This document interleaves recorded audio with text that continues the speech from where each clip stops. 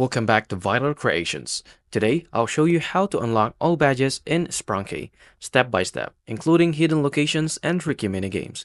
Let's dive right in. Badge 1. Horror World Badge. Head over to the Horror World. This is one of the easier badges to collect. Go underground until you find a new area that splits off to the right. Jump onto the Minecraft with a broken clock until the badge appears. Badge 2. Laboratory Badge. Head to the badge area from the previous update. Go behind the lab's back door, which opens every 10 minutes and closes after 30 seconds. You'll need to be quick. Inside the lab, find and touch the teddy, aka Mr. Beer, for the badge. And to the step tree is on the badge tree, Minigame Master Badge. Enter the minigame through the lab door after getting the teddy badge. Follow the puzzle through carefully timing and navigation. Successfully finishing the minigame grants you the badge. Tips. This minigame is tough. Watch time-lapse guides or practice to improve.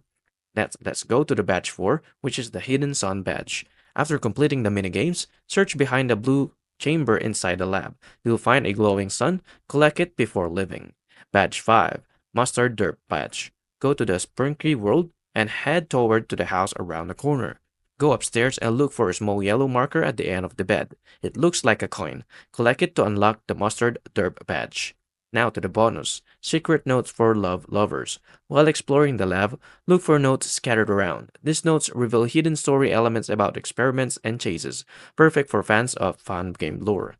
Badge Showcase, Morph Comparison. Once you've unlocked all the badges, check out the different version. First is the Mr. Sand variants, Daryl variants, Mr. Bear, and Clockmore. The horror version features spinning clock hands in sync with the beat. Super cool. I really hope this helped. If it did, please like and subscribe, and I'll see you on to the next one.